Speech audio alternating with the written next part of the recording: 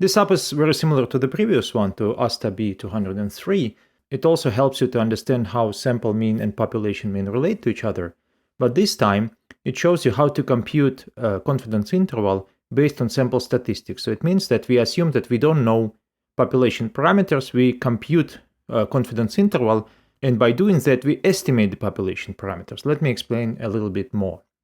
Well, you can see that the configuration is more or less the same. We still have different parameters that we can change. We have population, we have sample as a set of points here. This is the population mean, and this is the sample mean, right? You can also see the sample statistics of current sample here.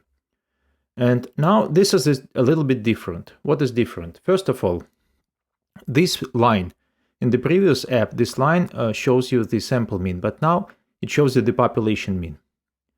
And the confidence interval is based solely on the sample statistics. So it means that every time we take a new sample, the confidence interval will be a little bit different. In this case, we use t-distribution to construct confidence interval.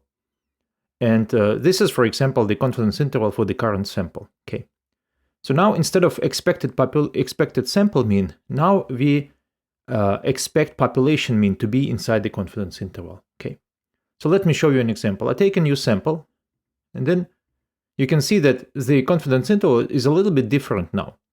But you can see that the estimated population mean should be within 96.9 and 106.4 with 95% confidence. And this is correct. I mean, we know that although we don't use the population parameters for computing this interval, because this is a simulation, we know that this is the population parameter, this is the population mean, and it's indeed within this confidence interval, okay?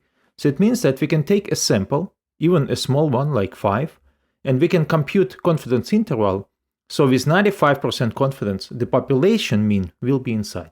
This is the overall idea, because you will almost never compute population-based confidence intervals, because you never know population parameters. Most of the time you will do it based on the sample statistics, okay?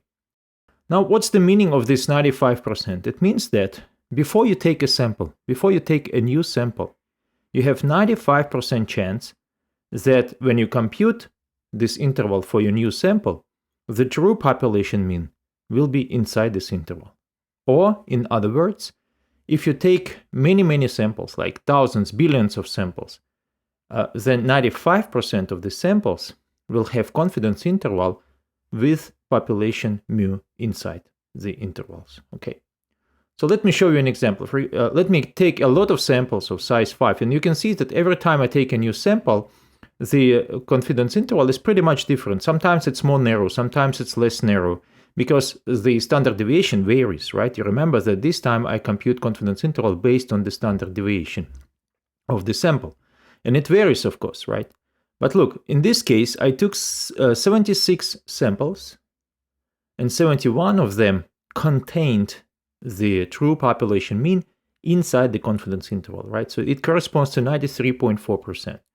This 95%, we will see it if you keep going and, for example, take, I don't know, 70,000, then it will be 95. It will be pretty stable around 95%, but now we're already pretty close, right? So if you can just take a little bit more, you can see that the more we get, the more and more closer we have this 95%.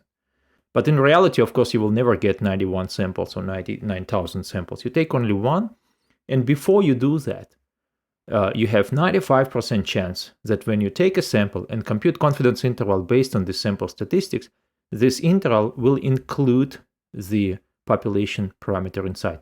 This is why it's very important that you decide which confidence level you work at before you actually start sampling, before you take a sample. Okay.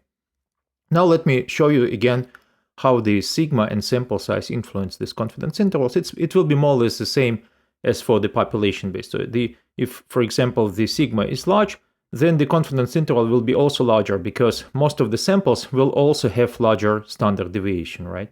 So you can see clearly that most of the confidence intervals also are much wider. But again, if I repeat it and take a lot of samples, you can see that most of them have this true population mu inside. And then let me just keep taking a little bit more samples, and then you can see that indeed it's approximately 95%. Once again, we will get exactly 95% if we take a lot of samples, right? And then if I get back to the original mu, let me see, 3, like this. And then, for example, take a bigger sample size. And now you see the opposite situation. Because we have a sample size is bigger, standard error is inversely proportional to square root of sample size. So we divide to square root of n. And therefore, when we have n is large, then the standard error will be small. And the most of the confidence intervals also will be smaller. But again, the idea is the same. I mean, since we use a t-distribution and it accounts for 95% confidence in this case, you can see that approximately 95% of the samples, even the sample size is large, we still have this 95% because confidence level, it's something that you defined before. It doesn't depend on the sample size, anything else. It's just that you defined, okay, if it's 95% confidence level, then 95% chance that your sample will have the true population parameter inside. Okay, so this is how it works.